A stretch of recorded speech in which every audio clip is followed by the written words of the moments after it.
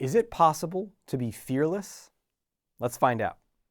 If you're benefiting from this, be sure to click the like down below and subscribe for more videos. That also will help you stay connected with everything that I'm sharing, because the more you watch of these, the more you engage here, the faster you're going to grow. Now, let's look at that question, to be fearless, because I mean, who wouldn't want to be that? I ask a room full of people, how many of you would want to be fearless? Everyone's hand goes up, right? Now, is that really true? I mean, totally fearless? I don't know. Would that be problematic, right? Would you run into extremely dangerous situations? Would you lose your capacity to function in the world and keep your body safe to a degree? I mean, fear can actually be healthy, right? Fear is what you might be your intuition, it's like your animal instincts kind of perceiving a potentially dangerous situation, right? Let's say you're in some neighborhood or some place and it seems safe, or maybe, it's a woman on a date with a man she doesn't know and it seems safe, but something there's a little bit of fear there. And is that bad, right? So when I say fearless, I don't mean some sort of strange, devoid of human emotion experience. But what I mean is to stop being so damn anxious all the time, to stop being scared of every day of your life. I wake up in the morning, I'm like, oh my God, what's going to happen today? Or I'm just hanging out making some toast and I'm anxious, and what's going to happen in this work meeting? And so maybe it's being free of worry and anticipation fear and performance anxiety and social anxiety and all these anxieties. That's what I'm talking about with fearless. And then sure, there's a lion that jumps out of the bushes to attack you. Good, you still want to be scared, mobilizes you into action right away, gives you adrenaline and cortisol to go run the other way or punch that lion in the face. It's probably what I would do. Not really, no, I would run. Anyway, so how do we do that? Here's how we do it. The solution to fear is to face it. Put quite simply. Right? We've seen this with thousands of research studies over the last 50 years with behavioral psychology and exposure therapy, they call it. They helped wipe out phobias from, any sort of insect, animal, spider, bridges, water phobias. I mean, you name it. Anything that humans could be scared of, behaviorism would do a radical reversal of all that. And it could be accelerated too, especially if they did imagination, all this stuff. So facing fear helps us overcome it. Now, that's a little, doesn't apply very well, right? If you're if you're scared of spiders, be around spiders, okay, great. But I'm scared of losing money in the future. I'm scared of someone not liking me in that situation. I'm scared of a vague sense of someone disapproving of my work that I put out there. These are kind of more, less tangible things, right? And yet that's what dominates us when it comes to living in a fearful state. So how do we overcome that? Well, it's actually the same method. You just have to do it in a different way. Here's how it works. Come up with, you could do a little list right now. I just did this the other day with my mastermind group where we spent a time and people came up with a big list, but you could do a quick one with me right now. 3 to 5 things. What are 3 to 5 things that scare you? And be specific. Just I'm scared of meetings at work. Well, what are you scared? Are you scared of speaking up? Are you scared of being judged? Are you scared of a certain person? I'm scared of running out of money. Okay, losing your job or running out of money in a certain bank account or your income stream going down. Just get a little more specific and come up with just a couple right now. And even if you're not going to write anything down, just in your head, come up with at least one right now. Okay, first of all, even that is more than most of us will do. Most of us are in constant avoidance, fleeing from our fears. So it comes up in our mind, we're I don't want to think about that. And then there it comes back again 2 minutes later. And then we start getting in rumination, right? Get it away. It's following me everywhere I go. Right? I got to drink something to turn this fear down. Got to smoke something. Got to watch something. And, it might distract you for a little while, but then there it is waiting more intensely. So we got to face it. And you want to get specific because that's going to help you face it even more. So let's say I'm afraid of sharing at work and feeling embarrassed or inadequate and someone judging me or thinking I'm not smart. I'm afraid of speaking up in meetings for that reason. Okay, great. So what you're going to do is you're going to find yourself some uninterrupted distraction-free time. I know. In this day and age, that still does exist. It's like mythic dry land in the old Waterworld movie where it's like, I believe it exists. Like, it is possible in this day and age to have some time where you're not being bombarded by stimulus. And it's just you and you. So I like to do it outside, going for a walk or a run or a hike. You could do it sitting. You get some meditation. You can just have a little quiet space in your house or your bedroom or whatever. Your car even, you can do this. Once you get proficient, you can do it in your car even while you're driving. But typically, at first, you might want to start with giving your full attention to it. What you're going to do is you're going to think of this fear. And that's very different. Normally, we like ruminate and worry about the fear, trying to get rid of the thing. Here, you're actually going to focus on it and say, people not liking me when I speak up, especially so-and-so, like Bob. I imagine Bob thinking like, this guy's an idiot. Okay, so that's what you want to imagine. Now, here's what you're going to do.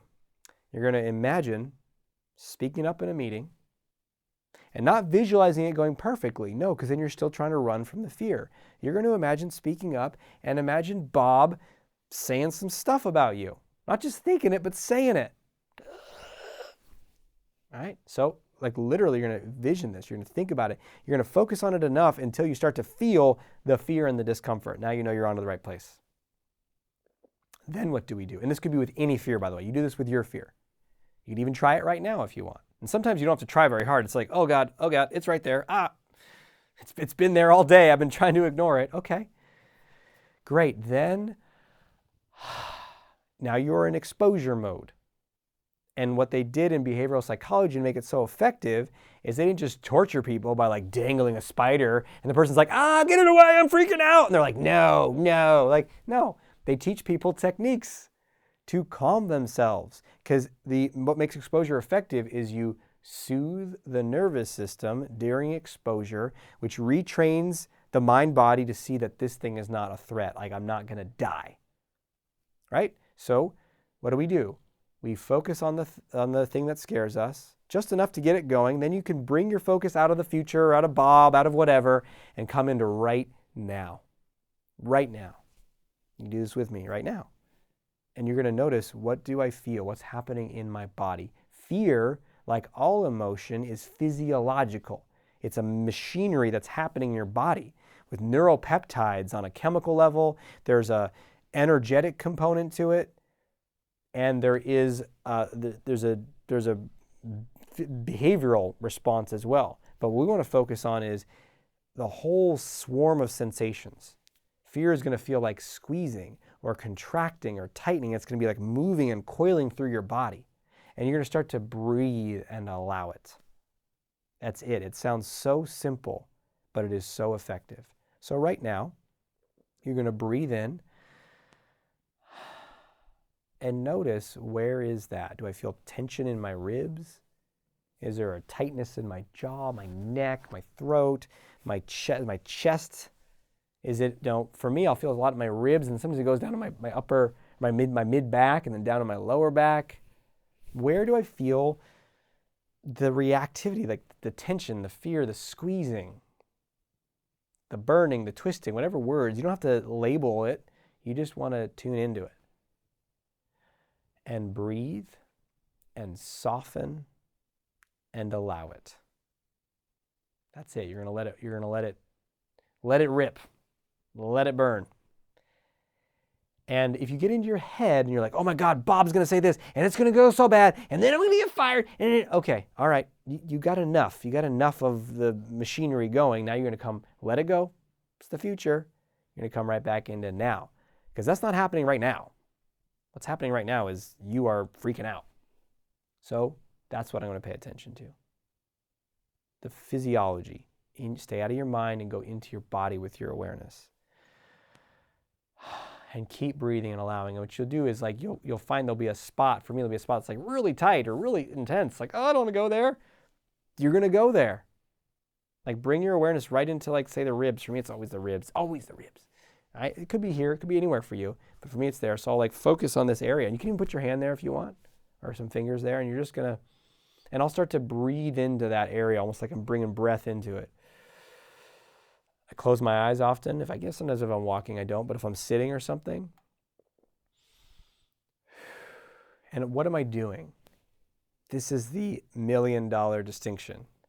I'm not being like, this fear is terrible, get it away. Is it done? Is it gone? Where's it going? Is it gone? Get it away. What you resist persists. So you're going to allow the fear to be there and activate as much curiosity as you can and give it as much space as possible. And the space is, you can be here as long as you need to. I know that just by giving attention to this, it's healing, it is liberating, and I got all the time in the world.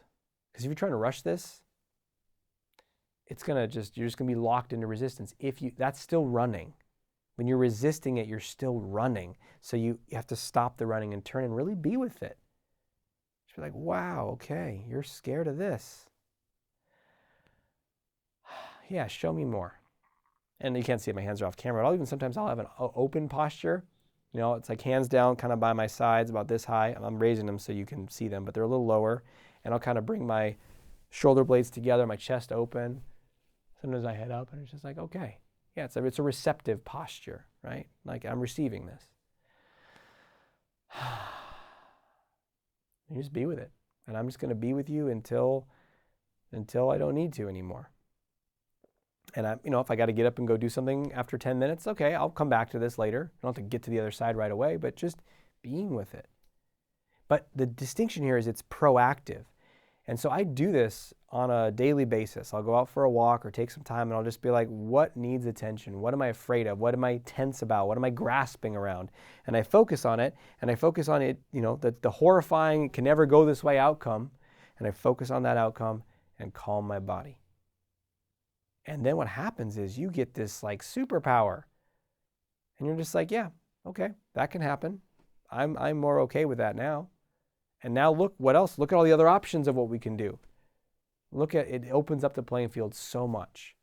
So this is a powerful practice if you apply it. And any questions, share down below. If you want to learn a lot more about this, make sure you check out my work overall. You can go to draziz.com, and that's draziz.com, and get 5 steps to unleash your inner confidence. I have the 4th step is, it's the 3rd step, or it's the 4th step, is think less, feel more. And I talk about exactly this. So if you want to know the tools that I use, there's so much in there, so check that out. And by all means, share down below. Let's all grow together. I want to hear your comments and your feedback. Until we speak again, may you have the courage to be who you are and to know on a deep level that you're awesome.